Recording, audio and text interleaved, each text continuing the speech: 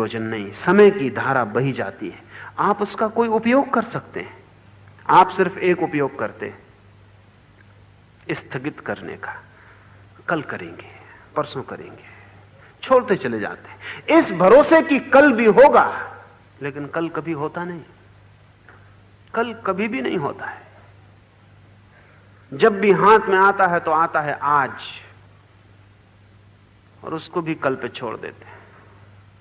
जीते ही नहीं, स्थगित किए चले जाते हैं। कल जी लेंगे, परसों जी लेंगे, फिर एक दिन द्वार पे मौत खड़ी हो जाती है, वो क्षण भर का अवसर नहीं देती, और तब हम पछताते हैं। वो सब जो स्थगित किया हुआ जीवन है, सब आंख के सामने खड़ा हो जाता है कि क्या क्या जी सकते थे, क्या हो सकता था, कितने अंकुर निकल सकते थे जीवन में, कितनी यात्रा हो सकती थी, वो कुछ भी ना हो पाई। तब पीछे लौट के देखते हैं तो कुछ तिजोरियों में रुपए दिखाई पड़ते हैं जिनको भर लिया जीवन के मूल्य पर।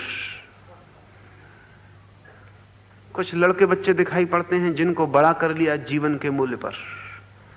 वे चारों तरफ बैठे हैं खाट के और सोच रहे हैं कि चाबी किसके हाथ लगती।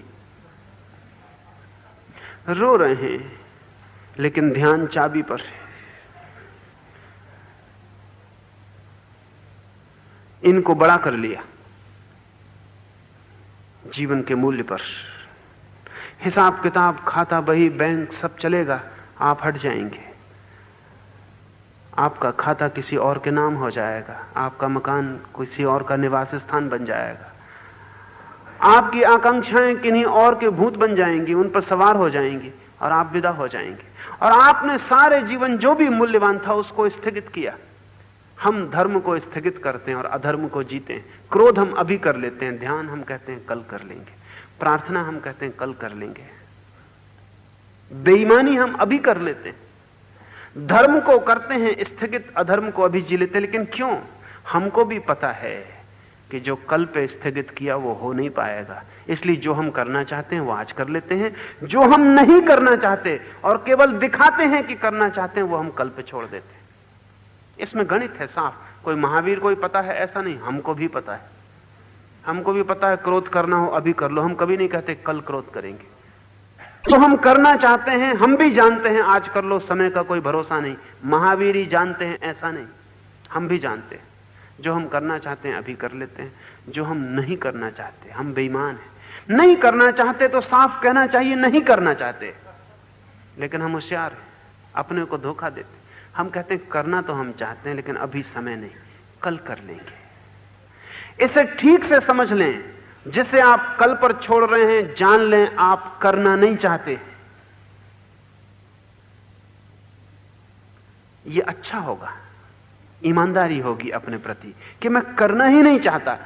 इसलिए तो शायद आपको चोट भी लगे कि क्या मैं ध्यान करना ही नहीं चाहता, क्या मैं शांत होना ही नहीं चाहता, क्या मैं अपने को जानना ही नहीं चाहता, क्या इस जीवन के रहस्य में मैं उतरना ही नहीं चाहता।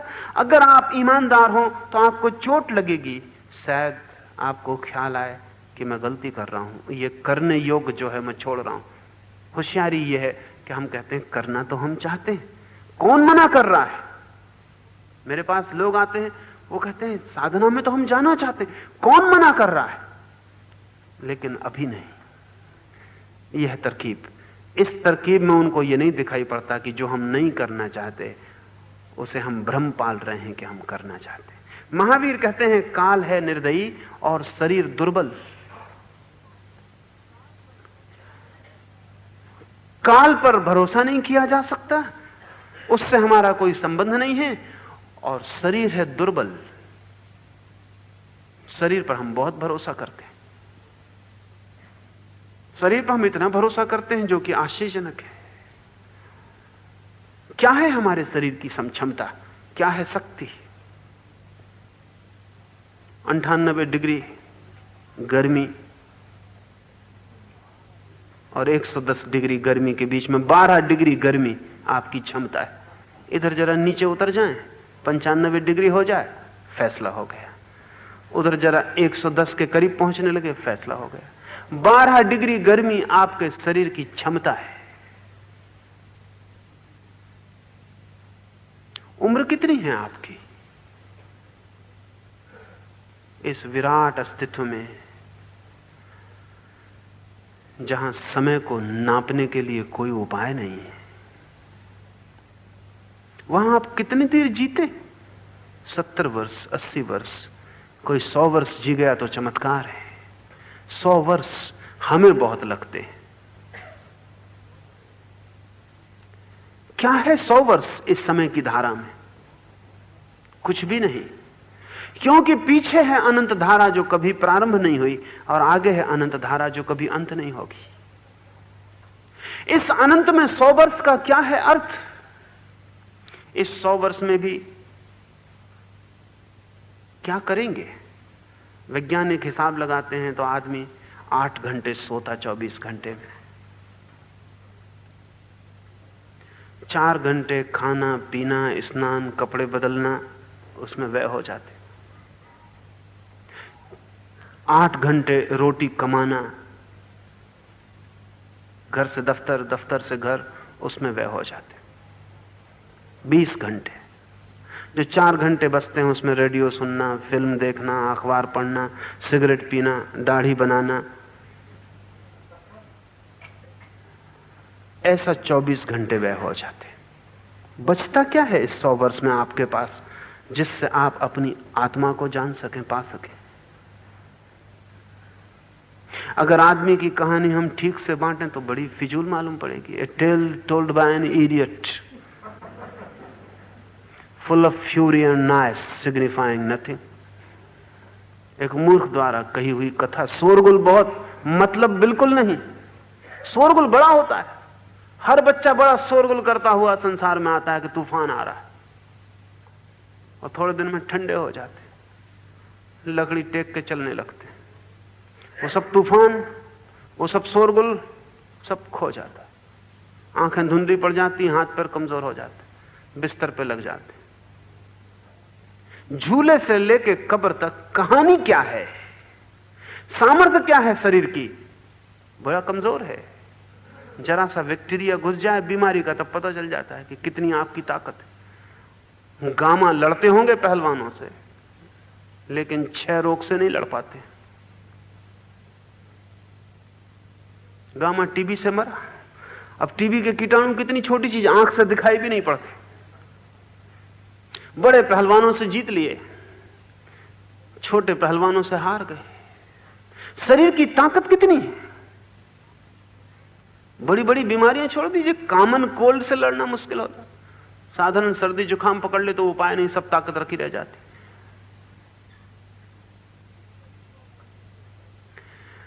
इस शरीर को अगर हम भीतर गौर से देखें, इसकी क्षमता क्या है? हड्डी, मांस, मज्जा, इसका मूल्य कितना है? वैज्ञानिक कहते हैं 5 रुपए से ज्यादा नहीं, वो भी महंगाई की वजह से, आपकी वजह से नहीं। इतना अल्युमिनियम है, इतना लोहा है, इतना तांबा है, इतना फलाने का, सब निकाल के रख लें, 5 रुपए का सामान। 5 रुपए के सामान पे इतने इतरा रहे। ये जो थोड़ा सा अवसर है जीवन का, उसमें शरीर की कोई क्षमता तो है नहीं। शरीर दुर्बल है, एकदम दुर्बल है। उधर सूरज ठंडा हो जाए, ये 3.5 अरब लोग यहां एकदम ठंडे हो जाएंगे। क्या है क्षमता? जरा सा ताप बढ़ जाए, गिर जाए जमीन का, ठंडे हो जाएंगे। अभी ध्रुव की जमी हुई बर्फ पिघल जाए, सब डूब जाएगा। वैज्ञानिक कहते हैं वो पिघलेगी किसी ना किसी दिन। अगर ध्रुव प्रदेश में जमी हुई धूप किसी भी दिन पिघल गई तो सारे समुद्रों का पानी 1000 फीट ऊंचा उठ जाएगा, सारी जमीन डूब जाएगी। वो किसी भी दिन पिघलेगी, और नहीं पिघलेगी तो रूसी या अमेरिकी उसको पिघलाने का उपाय खोजते हैं। क्योंकि वो इसलिए खोजते हैं कि अगर कोई उपद्रव का, झगड़े का मौका हो तो इस दूसरे को मौका नहीं मिलना चाहिए दुनिया मिटाने का, हमको ही मिलना चाहिए। हालांकि हम भी उसमें मिटेंगे, लेकिन कहानी रह जाएगी। हालांकि कहानी कहने वाला कोई भी नहीं रहेगा। और कहते हैं रूसी वैज्ञानिक ने तो तरकीबें खोज ली हैं कि किसी भी दिन आने वाला अगर कोई तीसरा महायुद्ध हुआ तो वो ध्रुव प्रदेश की, साइबेरिया की बर्फ को पिघला देंगे। कोई 7 सेकंड लगेंगे उनको पिघलाने में। एटॉमिक एक्सप्लोजन से पिघल जाएगी, तत्काल सारी जमीन बाढ़ में डूब जाएगी। वैसी बाढ़ पुराने ग्रंथों में एक दफा और आई है। ईसाई कहते हैं कि नूह ने अपनी नाव में लोगों को बचाया, सारी जमीन डूब गई। अध्यात्म की दिशा में जो गहरे काम करते हैं वो कहते हैं एक पूरा महाद्वीप अटलांटिस डूब गया। पूरा महाद्वीप जो उस समय की शिखर सभ्यता पर था, जैसे आज अमेरिका, वैसे अटलांटिस पूरा का पूरा डूब गया। अभी तक ये समझा नहीं जा सका। दुनिया के सभी धर्मों की कथाओं में उस महान बाढ़, ग्रेट फ्लड की बात है। भारतीय कथाओं में, मिस्री कथाओं में, यूनानी कथाओं में, सारी दुनिया की कथाओं में उस बाढ़ की बात है। वो बाढ़ जरूर हुई होगी। जब से वैज्ञानिकों को पता चला है कि ध्रुव की बर्फ पिघलाई जा सकती, तब से यह संदेह है कि वो बाढ़ भी किसी युद्ध का परिणाम थी। वो अपने आप नहीं हो गई थी। किसी महायुद्ध में किसी महासभ्यता ने बर्फ को पिघला डाला, सारी जमीन डूब गई। वो महाप्रलय थी। वो कल फिर हो सकती है। आदमी का बस कितना है? हिरोशिमा पर बम गिरा, जो जहां था वहीं सूख गया 1 सेकंड में। एक तस्वीर मेरे मित्र ने मुझे भेजी थी। एक बच्ची सीढ़ियां चढ़ के अपना होमवर्क करने ऊपर जा रही, रात 9 बजे। वो अपने किताब, बस्ता, बही के साथ सूख के दीवार से चिपक गई, राख हो गई। 1,20,000 आदमी सेकंडों में राख हो गए। उनकी भी आकांक्षाएं आप ही जैसी थी, उनकी भी योजनाएं आप ही जैसी थी। उन्होंने भी समय का बड़ा भरोसा किया था, उन्होंने भी शरीर का बड़ा बल माना था। वो 1 सेकंड नहीं रुकता। अभी हम यहां बैठ के बात कर रहे हैं, 1 सेकंड में सब रुक जा सकता है और कोई उपाय नहीं शिकायत का। महावीर कहते हैं शरीर है दुर्बल, काल है निर्दयी। ये जानकर भारंड पक्षी की तरह अप्रमत्त भाव से विचरण करना है।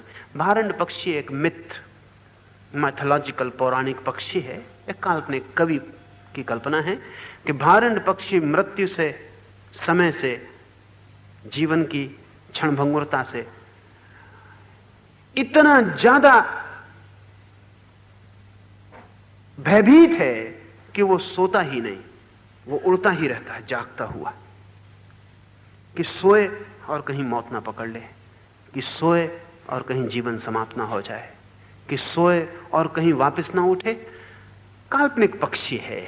तो महावीर कहते हैं भारंड पक्षी की तरह समय निर्दयी, शरीर दुर्बल, ऐसा जानकर अप्रमत्त भाव से, बिना बेहोश हुए, होश पूर्वक, विथ अवेयरनेस, जागरूकता से जीना ही प्राज्ञ